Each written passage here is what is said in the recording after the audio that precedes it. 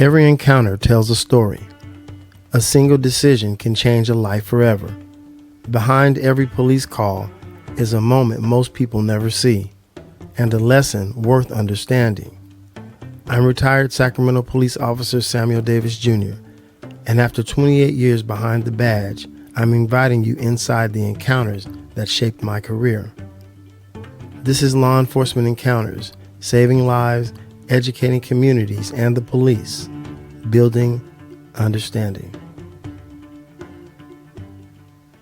Do not run from the police. If there is one decision that has the power to change your life in just a few seconds, it's the decision to run from the police. I've seen it happen.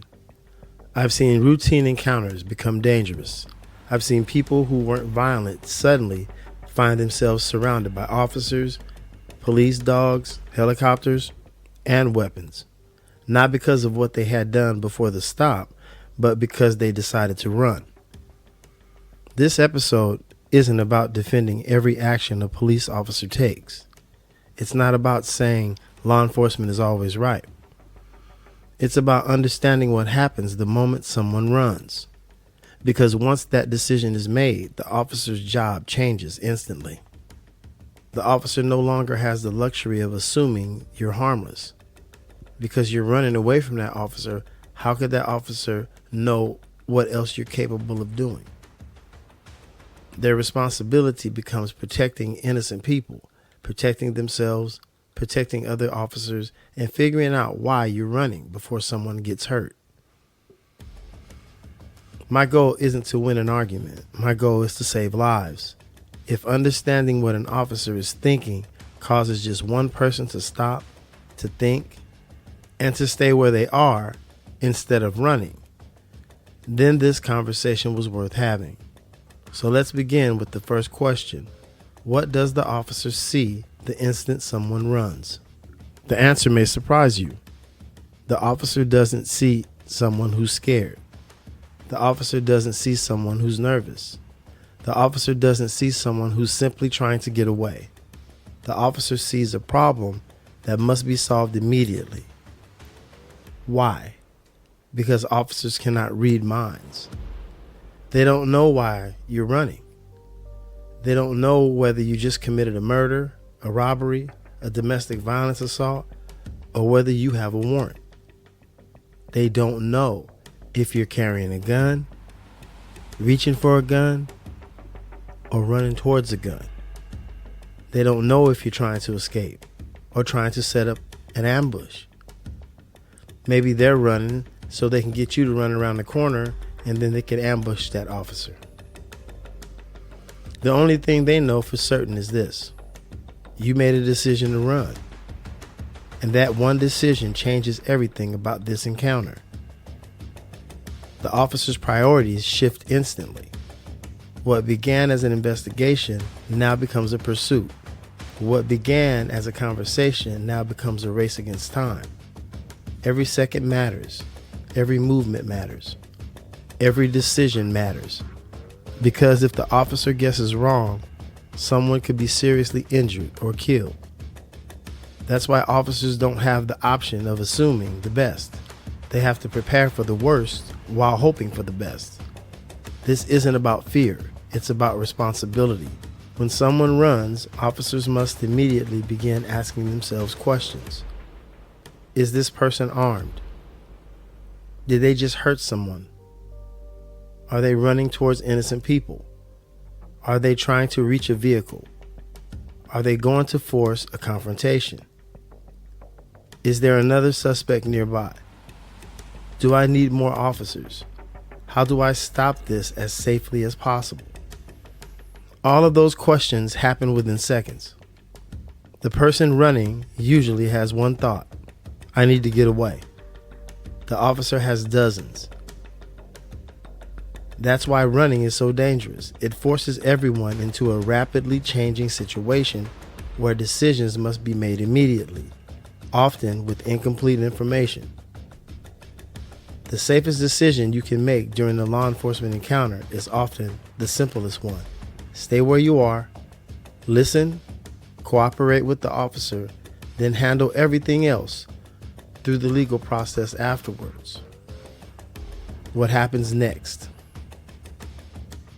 The moment someone runs, one officer no longer has just one job. Now that officer has to chase the person. That in itself is stressing. They have to watch for weapons, communicate with dispatch and other officers over the radio, stay aware of the traffic, protect innocent people, and make split-second decisions under extreme stress. That's too much for one person. And some of you out there saying, well, they signed up to be police officers. You guys don't understand. That's a lie. That's why the officer immediately begins asking for help. So basically, when the officer gets on the radio and tells dispatch foot pursuit or whatever it is that they're saying, dispatch is going to know the location of where that vehicle is. And if not, then the officer is to give them that information. It says within seconds, more officers may begin responding. Some officers will move into the area ahead of the person running. Others may establish a perimeter to keep the individual from entering neighborhoods and schools, businesses, or crowded public places. A police helicopter may be requested if one is available. A canine team may be called to assist if the person hides or disappears from sight. Think of all these things, all these resources that are being called because you chose to run. It would have been a very, very simple contact. Like me, get your information from your driver's license or information on you so I can kind of verify who you are by at least looking in your license and having some information of who you are. Now I don't have that because you decided to take off and run. But what you don't realize is all these things have to be done and then more. Now, these resources are not brought in to punish someone for running. They're brought in because everyone wants the pursuit to end as safely as possible. It may be a little crazy in there when people are running around and chasing and that type of thing, but we want the pursuit to end and everybody be safe. The quicker officers can locate and safely detain the person, the less chance there is that someone, an innocent bystander, the person fleeing, or an officer will be injured. Every additional officer has a purpose. It's like teamwork. Everybody works in teams. One may be watching for traffic. Another may protect nearby citizens. Another may coordinate the search. Another may be preparing medical aid if someone gets hurt. What looks chaotic from the outside is often a coordinated effort to bring a rapidly changing situation under control. Here's something many people don't realize. Most officers don't want a foot pursuit.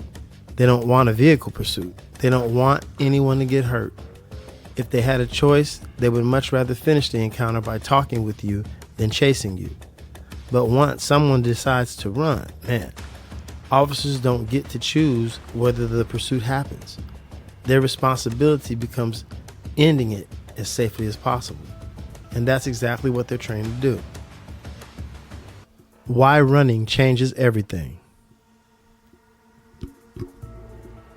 The moment someone runs, the question immediately enters the officer's mind. Why? That single question drives every decision that follows. Is the person running because they're afraid? Are they trying to avoid going to jail? Did they just commit a violent crime? Are they carrying a weapon? Are they running towards a weapon? Are they trying to meet someone else? The officer doesn't know. And that's exactly the problem. Police officers don't get to wait until they know the answer. They have to make decisions while the answers are still unknown. That's why the encounter changes so quickly. The possibility of a weapon becomes part of the officer's thinking, not because every person who runs is armed, but because officers cannot safely rule it out.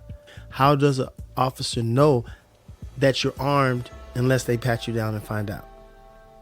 But you're running, and so you're making it difficult. While you're being chased, the officer is in fear that you might turn around and start shooting at any point in time, even though the officer can't see a gun on you. he or she, the officer, has to assume that you have one, that you have a gun on you, because they haven't gotten close enough to you to pat you down. That's just the reality. In these situations, the officers will start watching hands more.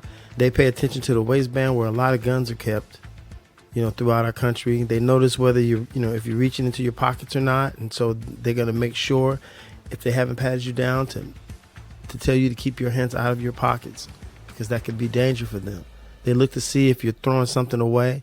They watch whether you're turning your body in a way that could hide your hands. Got to see the hands at all times. You have to. Because that is one thing that can kill you. That's probably the only thing that can kill you.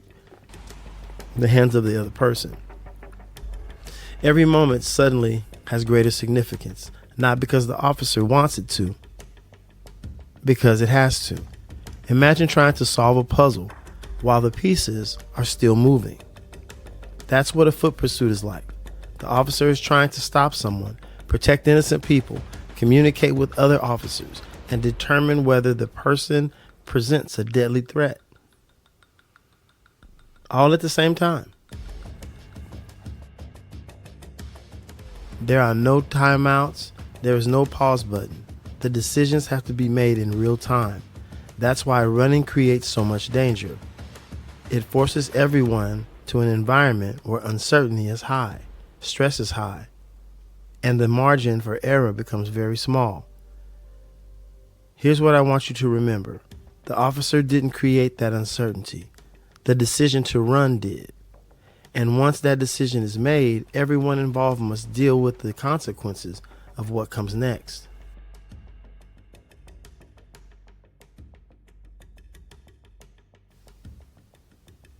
A better decision. If you've listened to this episode from the beginning, I hope one thing has become clear. Running from the police doesn't make the situation smaller. It makes it bigger. What may have started as a simple stop can quickly involve more officers, more uncertainty, more risk, and more consequences. And all of it begins with one decision. So what's the better decision? Stay where you are. Listen. Cooperate with that officer. That doesn't mean you have to agree with everything that's happening. It doesn't mean you lose your rights. It doesn't mean you can't challenge a stop later. If you believe an officer acted improperly, there are legal avenues to address it. You can file a complaint, speak with an attorney, or present your case in court. But none of those options exist if the encounter turns into a tragedy. You cannot undo a split-second decision. You cannot rewind a pursuit. You cannot take back a confrontation that never needed to happen. I've spent years on both sides of this conversation. I grew up in a community where many people were taught to be cautious around the police. Then I spent 28 years wearing that uniform. Those experiences taught me something important. Most law enforcement encounters don't end with force. Most end with people going home. The goal is to keep it that way. If this episode helps one person stop, take a breath, and choose not to run, then it may save a life. Maybe that life is yours. Maybe it's an officer's. Maybe it's an innocent person who just happened to be nearby. That's why I recorded this episode, because understanding leads to better decisions, and better decisions save lives. Before we leave today, I want you to picture something. A police officer has just told someone to stop. For just a brief moment, everything goes still. Then one decision is made. The person runs. In that instant, everything changes. What could have ended with a conversation can become a foot pursuit, a canine deployment, a helicopter overhead, a drone overhead, officers flooding into a neighborhood to assist, to help the officer that's chasing the suspect, the families that are in the neighborhood watching from their front porches or the street, the fear that some of them may feel, or the neighborhood in general, the confusion, and sometimes the tragedy when certain things happen because people take off running from the cops. And it's all because of just that one decision. Running doesn't solve the problem. It creates new problems. If you're ever in that moment, remember this conversation. Stay where you are, listen, and cooperate. Protect yourself. Protect the innocent people around you. There will be time later to ask questions. There will be time later to challenge decisions that you believe were wrong. But first, you got to make it home. Because that's what matters most. I spent 28 years wearing a badge. I've seen what happens when people run. I've also seen what happens when they don't. The vast majority of law enforcement encounters end peacefully. Let's keep them that way. If this episode reaches just one person, if it changes just one decision, if it prevents just one pursuit, or saves just one life, then every word you've heard today was worth recording. I'm Samuel Davis Jr. Thank you for joining me for another episode of Law Enforcement Encounters. Until next time, take care of one another, stay safe, and remember, saving lives, educating communities and the police, building understanding.